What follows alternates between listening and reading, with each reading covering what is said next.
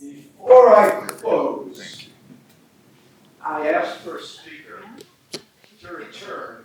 Just a few meetings ago, some of you will remember Janet Werner. For those of you who don't, it's quite a story. She presented at this Roundtable 20 years ago, basically a suicide kit for college kids because the rate of suicide in NYU alone had come from. It was a brilliant kit, and she gave a brilliant presentation. And then she had a spiritual awakening. Many people have. And they thought she was bipolar. They shoved lithium down her throat, and they threw her in an insane asylum. I was the first person she called. I told her, this is BS. Got a lawyer, and got her out. But I was amazed that they could easily lock someone up just because they had spiritual experience. When she was there, just before I sprung her, I told her, you are now a spy in the house of crazy. You're making a movie. Record everything you see. Because you need to let the world know this exists. That's exactly what she did. Last time she was here, she was making a movie. I told her, create a sizzler, something that will get a number of studios to open their vault. I was amazed in the period of time she did it. Fastest I've ever seen. I saw it. I thought it was quite brilliant. So, Janet Werner, where the hell are you? Right here. Good. You're biasing the audience, though. Thank you. Fun thing about these cards that you have, Stephen saw them in my house. And this one was made a week after I got out of the hospital in 2005. Not this exact one, but this statement. Because before I went in, someone said that to me. I believe in you. So this is the third of our short video demos. How many of you seen one or two before? Okay. So you're going to see some familiar people here, but I did take Stephen up on his challenge, Ron Frank as well, and says, you know, do the best you can for a 3-minute, 2 to 3 minute sizzler. Well, this is 10 minutes. And I pretty much got the advice that says, not too long, Janet. But that's all I'm going to say here, except for a slight introduction. Once you see it, we would love for you to just give us some comment to keep going because we're doing a fundraiser. We won't keep you for a conversation after. But the scene you see here, Trenton Psychiatric Hospital, you're going to see the beginning with John Nash, the true story of Behind a Beautiful Mind. You seen that? He was incarcerated in the 1960s in this hospital. About 10, 15 years later, I was incarcerated in this same hospital. It was a dungeon then. So we're using pieces of movies and videos to connect into my story and stories from around the world. So hope you enjoy. It's the best effort we have with volunteers pulling this together.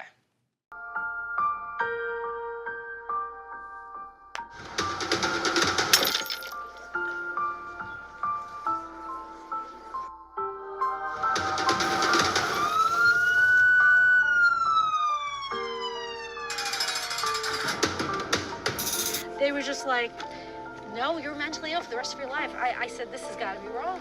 And frankly, it's, you know, if we want to get like constitutional about it, it is against, you know, I mean, people don't fight for their freedom of speech and freedom of religion enough.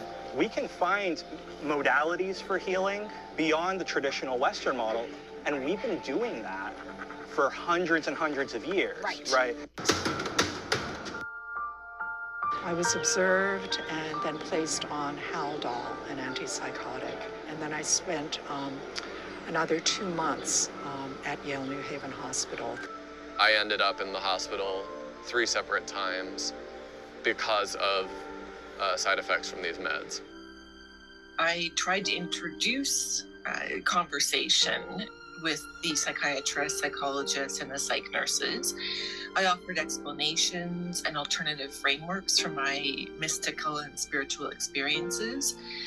However, these were seen solely through the eyes of psychopathology. So when I came back into the hospital, I received the worst treatment I could have ever received. I was over-medicated. I had chemical restraints. So they poured all sorts of drugs into me. I couldn't tell up or down, night or day. Do you know you're being 5150'd? And I did not know how to respond. And so I had to deal with a lot of mistreatment, even by nurses in the ER, mistreatment in the psychiatric ward. It was very tough for me, and I didn't communicate with you. And then you came by and you said to me, May, I can really see that you're suffering. And from that moment, I really thought, wow, he really is noticing I'm suffering. Yes, I am suffering. And then there was a moment of connection between us. And yeah, that really helped me a lot. Yeah. You didn't drink well, you didn't sleep well, you didn't eat well. So there were a lot of signs, and we wanted to help you, and we didn't know quite well how. It was very difficult, yeah. You feel isolated, you feel alone, and you feel like you're crazy even without anybody telling you you're crazy. And when I was hospitalized, there was very little to no exploration of the spiritual dimensions of my experience.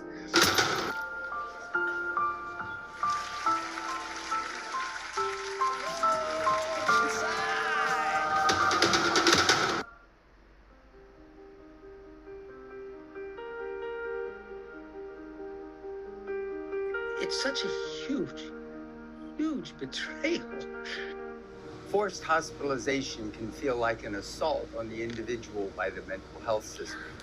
Janet Werner was not only assaulted and falsely accused of being bipolar in 1979, she endured 25 years of struggle to clarify a serious misdiagnosis, resulting in navigating stigma, prejudice, suppression, depression, loss of her voice and agency, only to be assaulted again by limited thinking within the mental health system in 2005. Janet Werner had an extraordinary spiritual experience with an acute psychotic episode that would have resolved on its own without meds. Medications can dull a person and may lead to further misdiagnosis created by the medications. Her spiritual experience should have been respected. The standard of care should have included spiritual support. She does not have a bipolar disorder diagnosis. Treating highly sensitive people, or HSPs, as mentally ill is an injustice that destroys one's dignity, sense of agency, and the basic human right to become who we are truly meant to be. They called the authorities and said, you gotta do something about her. She's losing her mind. Just the way a whole bunch of people would interpret someone with a higher consciousness. So they stuffed lithium down her throat. When she said, I was just here in Wall Street, I just gave a presentation on mental health, they called her delusional with visions of grandeur. No one ever called me. No one ever contacted me. No one ever checked if she was telling the truth. It's unbelievable what happened to her.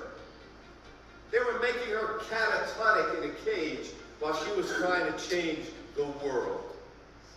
I said, Janet,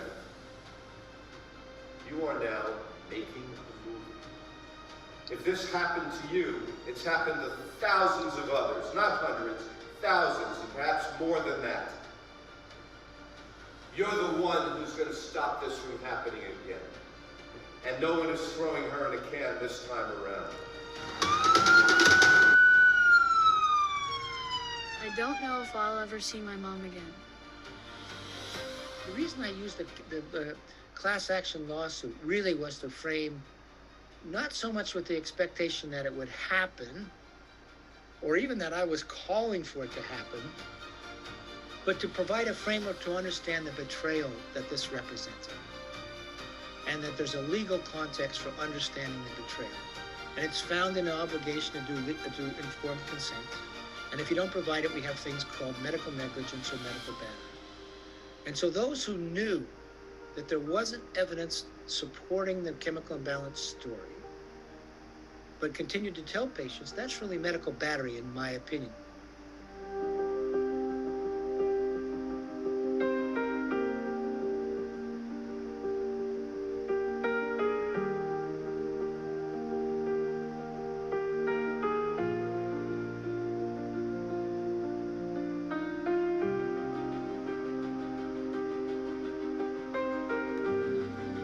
How do you know who is sane and who is insane? Why do so many who experience manic also talk of God so intimately? Did you ever consider that manic was close to the experience of spiritual attunement? What if you found yourself opening up to a beautiful spiritual experience only to be locked away and labeled crazy? This true story is replicated around the globe for thousands of years. In some cultures, these experiences are invited and honored. In some churches today, they are celebrated on Sunday.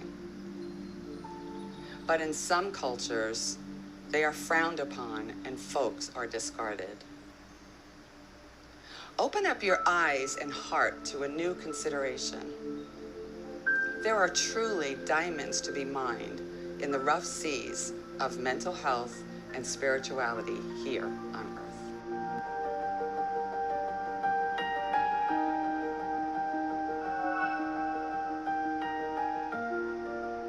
Because it's our story. We are standing for truth because too many have been hurt behind closed doors.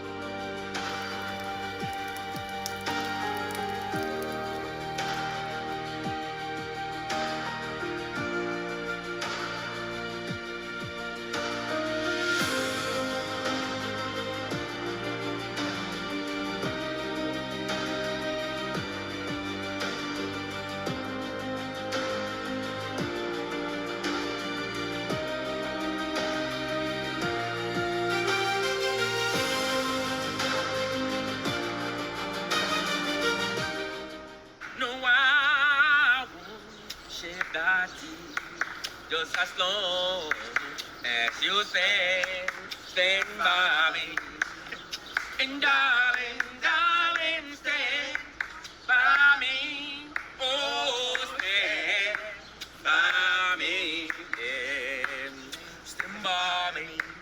Stand by me. Whenever you're in trouble, won't you stand by me? Oh, stand by me. Yeah. Stand by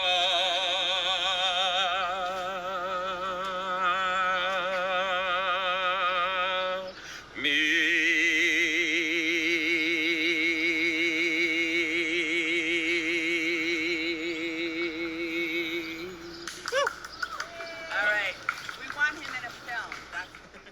This world needs people with neurodivergent gifts, canaries in the coal mine, if you will, who can access a deep well of empathy, compassion, emotional intelligence, creativity, ingenuity, and sensitivity. If the goal is to build toward a healthier, kinder, sustainably more equitable world. The helping professions have done a fairly poor job at integrating spirituality into therapy. Most importantly, cultural competence is an ethical principle that the helping professions need to abide by. Conferences like this, conversations like this, it's helpful. Documentaries, there's somebody who's walking around talking about a documentary that they're doing. You know, we need to have those kind of things, you know, so that people in mainstream start challenging the system. Yeah, you know. Or are we going to put our trust into something bigger than ourselves? For it is in God that we trust. Thank you, ladies and gentlemen.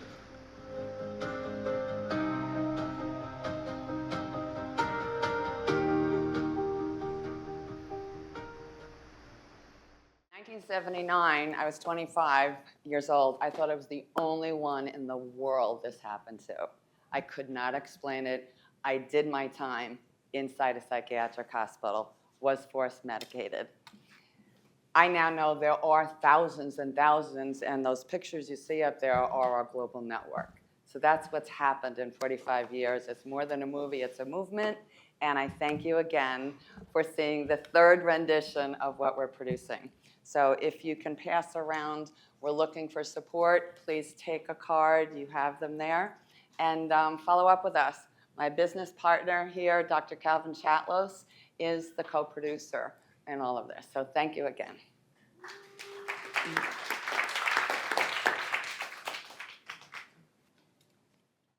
You got that? I'd like to close with a story that's very important to me. Show of hands, how many people in this room ever got to meet their hero? Okay, very few of those.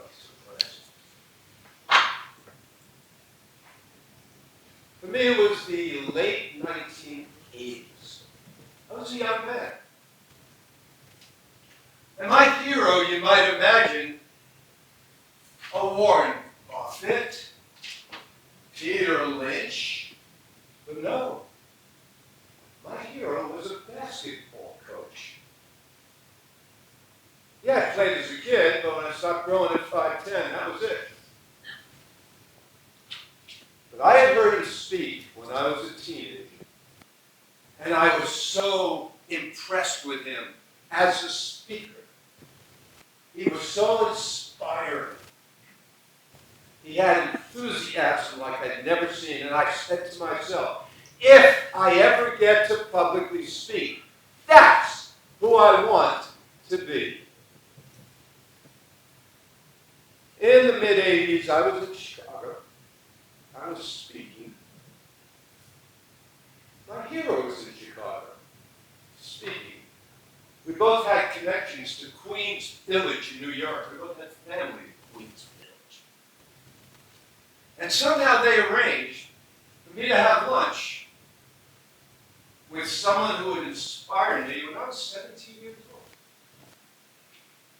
And here I was, having lunch with my hero. And his name was James Thomas Anthony Valpano. Jimmy B, for those who know him better, for whom the foundation actually exists. He was funny. In fact, he was hilarious. For most of that lunch, I fell off the chair laughing. Story after story after story. He's a very funny, entertaining guy. Then we got to dessert, and the tone was changing. And I knew, I knew. He was getting ready to give me a lesson. And I knew this was a lesson I wanted to learn, even though I didn't know what it was. And he started telling me the story of his life. Jim Valpano became a basketball coach at 21 years of age, coaching Rutgers basketball. I don't want to say they had a bad program, but the first game that he ever coached was against Syracuse, one of the best programs in the country. And he said to me, at halftime we were only down by 8. That was the good news. The bad news was 8 touchdowns. They were down by 56 points at the half. 56 points. He lost the game by 72 points. The first game he ever coached. He was taking pictures for his resume. I mean, that was it. But he persisted. And he spent a couple of years at Rutgers, went on to Johns Hopkins University. He had a couple of good years there. He produced a team that was respectable. Moved on to Bucknell University, Division I, NCAA Division I. Only 290 colleges in that division, and there he was. They told him, Coach, what a great job this is. He said, you haven't had a winning season since the French and Indian War. Why is this a great job? You were 1-26 last year. How is this a great job? And he was told, well, we got everybody back. You know, he spent a couple of years there, and he built up respect for the program. And he went on to Iona College in New York, in New Rochelle. Don't want to say they had a credibility problem, but when he went out and recruited a kid outside of the New York area, stuck out his hand and said, Jim Albano, Iona College. And the kid turned around and said to his mother, Mom, the kid owns his own school.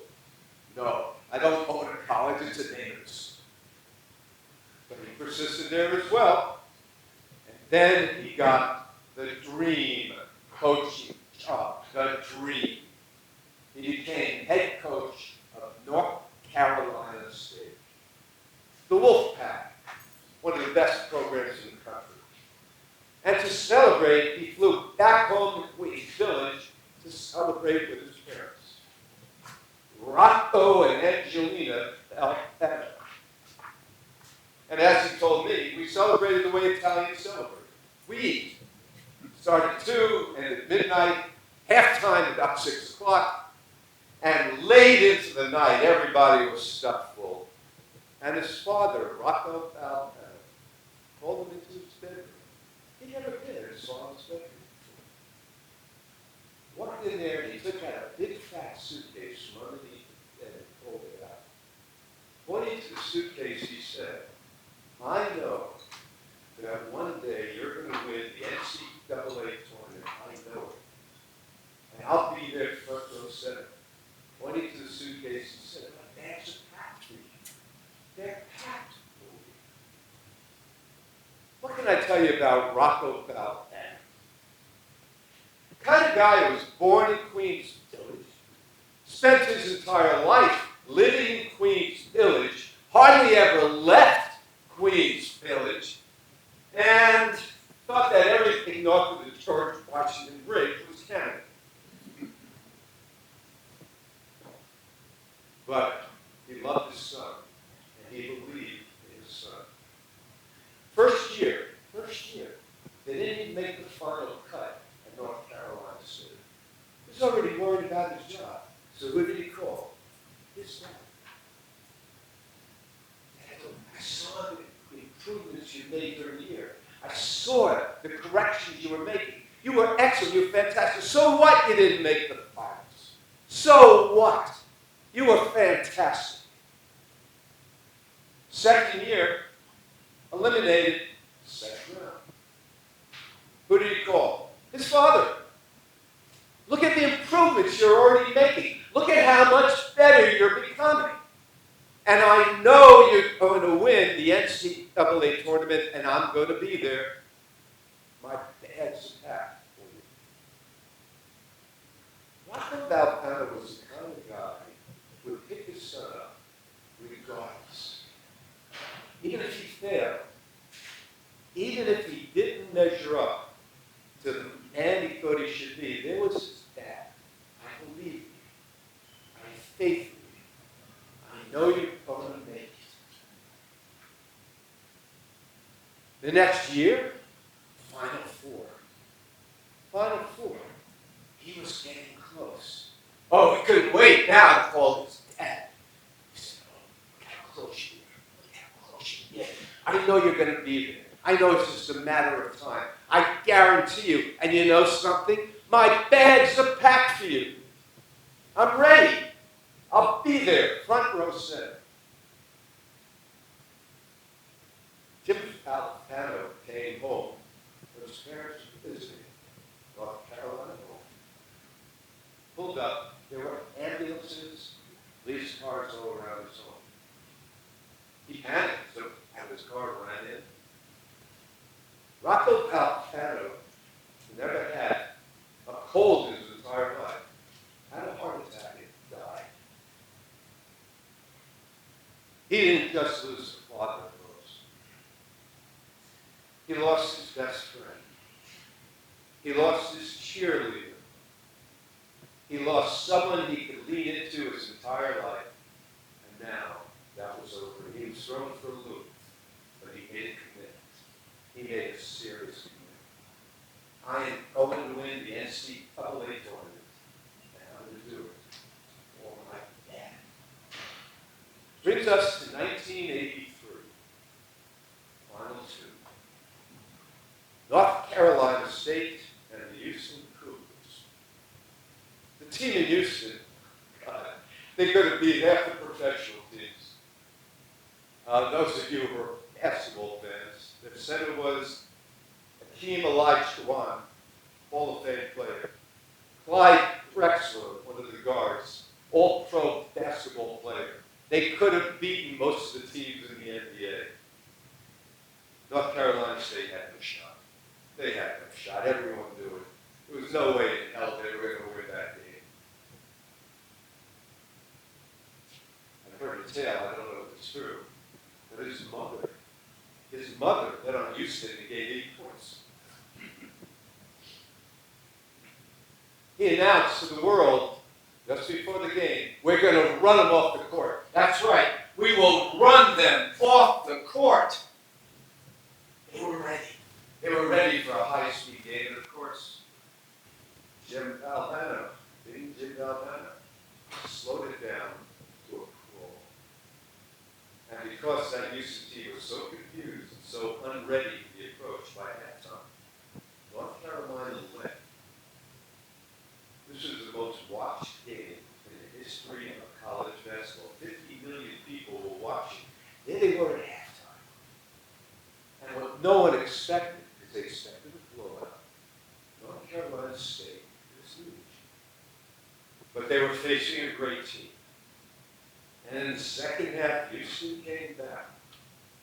44 seconds left to the game. 44 seconds left.